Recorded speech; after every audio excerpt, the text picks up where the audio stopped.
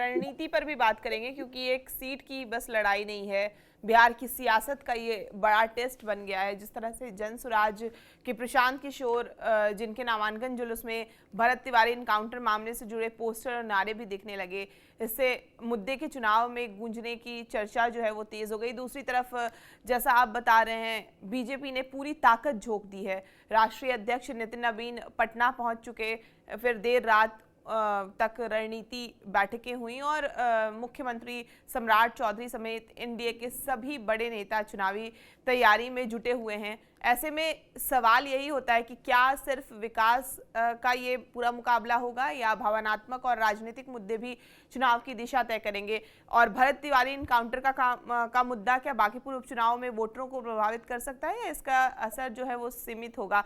जिस तरह से आपने कहा कि सब लोग मैदान में उतरे हुए हैं, तो बीजेपी का जो पूरा टॉप लीडरशिप मैदान में उतर चुका है। एनडीए में भी हम देखें तो एकजुटता दिख रही है।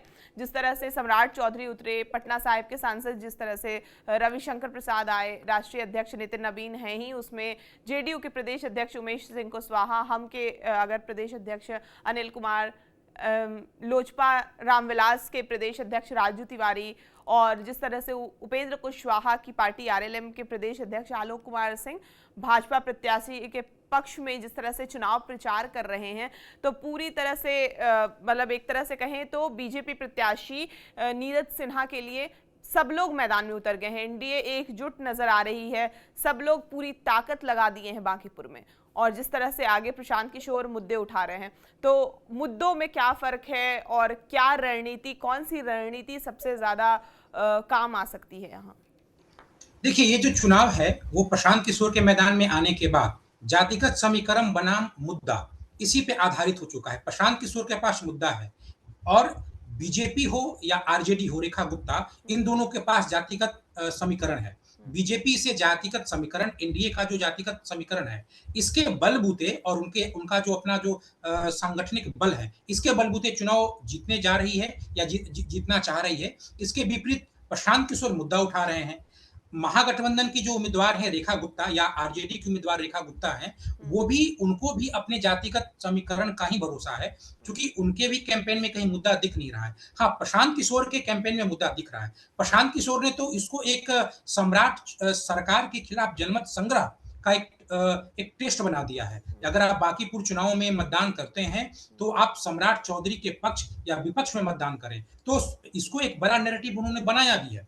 और उन्होंने भरत तिवारी इनकाउंटर मसले को भी इस बखूबी इसको भुना रहे हैं इस चुनाव में, और भरत तिवारी इनकाउंटर को कानून व्यवस्था के रूप में उभार भी रहे हैं। लेकिन एक बुनियादी बात यह है कि जो भी मुद्दे होते हैं, क्या वो मुद्दा जातिगत रंग से अछूता है? क्योंकि सम्राट चौधरी के मुख्यमंत्री बनने पे जो हमला होता है, अब बहुत ये जो हमला हो रहा है, या जो भरत तिवारी की फेक इनकाउंटर पे भी जो हमला हो रहा है, वो प्रशांत किशोर से पहले बीजेपी के अंदर से ही हमले की शुरुआत हुई। सम्राट चौधरी के मुख्यमंत्री बनने पे सबसे अधिक बीजेपी के अंदर के कई नेता नाराज रहे, और वो उनकी जो आवाज है विजय सिन्हा के द्वारा आई, और फिर आगे चल के, चूंकि इसको विजय सिन्हा ने लीड किया, इसलिए ये कहीं ना कहीं आगे चल के अग्रणी बनाम पिछड़ी के रूप में आज बिहार के समाज में वो व्यक्त हो चुका है। आप सम्राट चौधरी पे हमला करते हैं, कोई ना कोई बहुजन का आदमी आता है और सम्राट चौधरी के पक्ष में बोलने लगता है। इसी तरीके से भरत तिवारी इनकाउंटर का भी मसला है। जिस तरीके से जन आक्रोश रहा, लेकिन बीजेपी के नेताओं ने सम्राट चौधरी को घेरने के लिए ही पुलिस पे जिस तरीके से टीका शुरू कर दी, और वहां पे महापंचायत हुआ, और उसके खिलाफ बहुजन पंचायत होने की योजना बनी जो नहीं हो पाई। लेकिन जो योजना बनी थी, कहीं ना कहीं ये बताता है कि भरत तिवारी मसले का भी जातिगत रंग झड़ चुका है।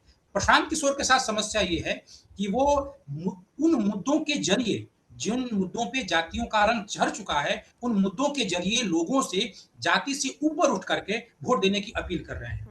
जिस तरीके से उनकी रैली में भरत तिवारी की तस्वीर थी कल उनके नामांकन रैली में, इसका प्रभाव पड़ा है। लेकिन इसका प्रभाव क्या प्रशांत किशोर के पक्ष में पड़ा है?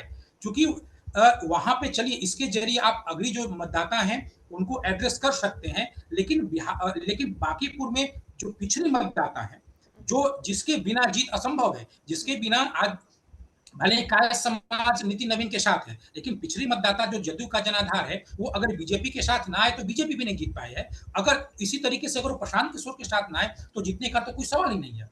और आप जिस अगड़ी जाति को इस मुद्दों के जरिए संबोधित कर रहे हैं, उनकी तो जनसंख्या जो भूमिहार हैं, राजपूत हैं और ब्राह्मण यानी गैर कायस्थ जाति वो मात्र 19% है। कायस्थ जाति तो आंख मूंद के नितिन नवीन के साथ ही है, तो गैर कायस्थ जाति मात्र 19% है। और यहाँ पे जो वोटिंग जो मतदान प्रतिशत है वो मात्र 41% होता है। तो आप देख लीजिए कि जो 19% मतदाता हैं और 3,77,000 मतदाता हैं और एक उसमें से 41% वहां मतदान होता है, यानी 1,55,000 मतदाता वोट देते हैं और उसी 1,55,000 मतदाता का जो 19% है उसी को आप एड्रेस कर रहे हैं। ऐसे में चुनाव जीतना तो बहुत दूर की बात है, दूसरे नंबर पे भी आना नामुमकिन है। तो ये तो प्रशांत किशोर इसको आगे चल के क्या उन मुद्दों को जिन मुद्दों को लीड कर रहे हैं, चाहे सम्राट चौधरी के खिलाफ हो, भरत तिवारी के खिलाफ हो, उनको वो कानून व्यवस्था या अच्छी या बुरे सरकार के रूप में स्थापित कर पाए, ये देखने वाली बात है, क्योंकि इन मुद्दों पे जातिगत रंग चढ़ चुका है। लेकिन बीजेपी जो है, बीजेपी का आसरा वही है, नितिन नवीन का अपना जो जातिगत गठजोड़ है, जो उनकी अपनी छवि नितिन नवीन की रही है, उसी के जरिए जो उनके जो नए नवेले जो नवयुवक उम्मीदवार हैं वो मैदान में हैं और उनका बेड़ा तो नितिन नवीन के चेहरे पे ही होगा और इसमें जीत और हार का जो श्रेय है वो नितिन नवीन को मिलेगा और ये उनका आत्मविश्वास है, इसीलिए तो किसी नए नवयुवक को लाए हैं और टिकट दे दिए हैं। मुझे नहीं लगता कि ये जो चुनाव है ये मुद्दों में जाके सिर्फ प्रशांत किशोर कर पाएंगे और प्रशांत किशोर का प्रदर्शन अब देखने वाली बात है कि वो क्या उसमें एक फैक्टर रेखा गुप्ता भी है, रेखा गुप्ता के पास भी एमवाई समीकरण है। हालांकि अगर आप बांकीपुर की गलियों में घूमेंगे तो अल्पसंख्यक समाज का जो वोट बैंक है उसमें बिखराव स्पष्ट दिखता है, क्योंकि तेजस्वी यादव बिहार में है भी नहीं। बहुत बड़ी एक घटना घटी है, बंटी यादव जो बांकीपुर क्षेत्र के ही हैं, वो सेक्स रैकेट के खिलाफ कुछ अपने सोशल प्लेटफॉर्म पे आवाज उठाए थे, उनका अपहरण हुआ, बाद में उनकी लाश भी मिली है, लेकिन आरजेडी का कोई नेता उनके पास गया नहीं। तेजस्वी यादव विदेश में है, उनके जो उम्मीदवार है रेखा गुप्ता वो भी अब तक उनके पास नहीं गए। तो देखने वाली बात है कि जो जिस एमवाई समीकरण के बदौलत रेखा गुप्ता हैं, तो उनका जो एम है उसमें तो विखराव होगा ही होगा, वाई को भी कितना समेट के रखेंगे, क्योंकि जब वो उम्मीदवार जब उनके नाम की घोषणा हुई थी उस समय आरजेडी के दो कद्दावर नेता, एक भाई वीरेंद्र और दूसरा सुरेंद्र यादव, इन दोनों का जो बयान इस तरीके से दिखा रहा था कि वो इस रेखा गुप्ता के नाम से वो सहमत नहीं है या खुश नहीं है। तो कैसे समेट पाती है रेखा गुप्ता ये भी देखने वाली बात है, लेकिन उनका भी जो आधार है वो जातिगत समीकरण है, बीजेपी का भी जो भी आधार है जातिगत समीकरण है। मुद्दों में प्रशांत किशोर अकेले हैं, लेकिन जातिगत समीकरण में वो शून्य है।